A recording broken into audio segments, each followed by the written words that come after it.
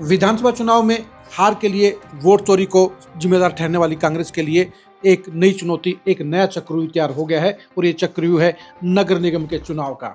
2026 के नगर निगम के चुनाव फरवरी अंत में हो सकते हैं, यानी अगले महीने के अंत में हो सकते हैं। ऐसे में कांग्रेस के लिए ये चुनाव सबसे बड़ी चुनौती है और 2020 की तुलना में इस बार के हालात साफ तौर पर बिल्कुल अलग है और बदले हुए हालात के अंदर कांग्रेस के लिए जीत दर्ज करना बड़ी चुनौती है। उसे चक्रव्यूह तोड़ना होगा और बीजेपी ने पिछली बार से चक्रव्यूह और भी मजबूत कर दिया है। 2020 में कांग्रेस ने बीजेपी का चक्रव्यूह तोड़ते हुए जहां सोनीपत में जीत दर्ज की थी, वहीं पर अम्बाला नगर निगम के अंदर भी पूर्व मंत्री विनोद शर्मा की पार्टी जन चेतना की मेयर बनी थी। लेकिन अब की बार 2020 वाले हालात नहीं हैं और कांग्रेस के लिए इस बार पहले से ज्यादा खतरनाक चक्रव्यूह तैयार हो गया है। नमस्कार, मैं हूं कुलदीप शिवरान। आज हम खरी खरी न्यूज में चर्चा करेंगे नगर निगम के चक्रव्यूह की, कांग्रेस के हालात की, कांग्रेस की चुनौतियों की और तीनों शहरों में चुनावी पॉलिटिक्स के आज के नजारे की।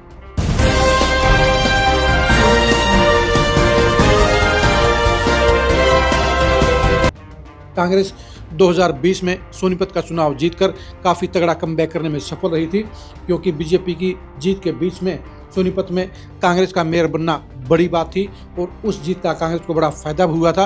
कांग्रेस के पक्ष में माहौल भी बना था, क्योंकि कांग्रेस ने 2020 में जो जीत दर्ज की उसमें बड़ौदा का चुनाव भी था और साथ में सोनीपत नगर निगम का चुनाव भी था। इन दो जीतों ने कांग्रेस को मजबूती देने का काम किया था। लेकिन इस बार सोनीपत में 2020 वाले हालात नहीं है, क्योंकि कांग्रेस के मेयर निखिल मैदान बीजेपी में जा चुके हैं, बीजेपी में एमएलए बन चुके हैं और उनके सीट खाली करने के बाद हुए चुनाव में बीजेपी ने सोनीपत में बम्पर जीत दर्ज करने का काम किया था। और ऐसे में बीजेपी से सोनीपत की मेयर छीनना कांग्रेस के लिए सबसे बड़ी चुनौती है।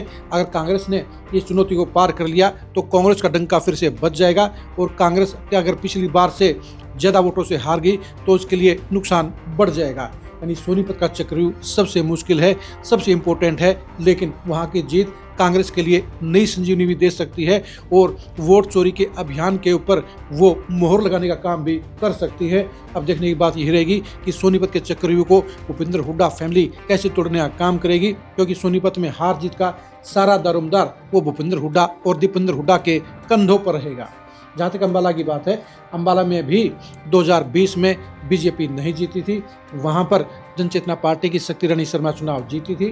शक्ति रानी शर्मा भी 2024 के चुनाव से पहले बीजेपी में शामिल हो गई थी। बीजेपी ने उन्हें कालका से टिकट दिया, वहाँ से वो एमएलए बन गई।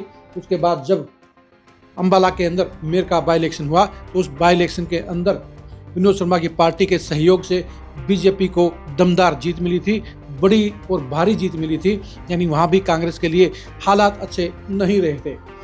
जहाँ तक पंचकुला की बात है, पंचकुला के अंदर 2020 में कड़े मुकाबले में कांग्रेस हार गई थी। यानी तीनों शहरों में से सिर्फ पंचकुला एक ऐसा शहर था जहाँ पर बीजेपी का मेयर बना था, लेकिन बाई इलेक्शन के बाद अब तीनों ही शहरों में बीजेपी के मेयर है। यानी बीजेपी आज की तारीख में सोनीपत, अम्बाला और पंचकुला तीनों में ड्राइविंग सीट के ऊपर है, उनके मौजूदा मेयर है और तीनों ही शहरों के अंदर बीजेपी 2020 के मुकाबले में ज़्यादा मजबूत हो चुकी है। ऐसे में कांग्रेस के लिए बीजेपी का तंबू उखाड़ना, बीजेपी का विजय रथ रोकना आसान नहीं होगा।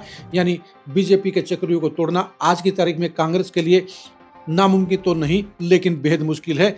ऐसे में कांग्रेस के लिए सबसे बड़ी चुनौती यही रहेगी कि वो तीनों शहरों में से कौन सा चक्रव्यूह तोड़ने का काम करे।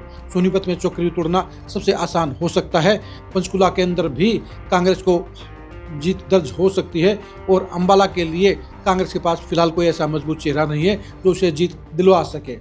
लेकिन यह भी सच्चाई है कि कांग्रेस ने अगर गहराई से सबसे मजबूत चेहरों को चुनावी दंगल में उतारने का काम किया तो वो बीजेपी को पसीने छुड़ाने का काम कर सकती है। अगर एक शहर में भी कांग्रेस जीत गई तो कांग्रेस की वापसी का दरवाजा खुल जाएगा। 2020 में भी ऐसा ही हुआ था। अब देखने की बात यह रहेगी कि कांग्रेस 2026 में कौन से चक्रव्यूह को तोड़ने का काम कर पाती है।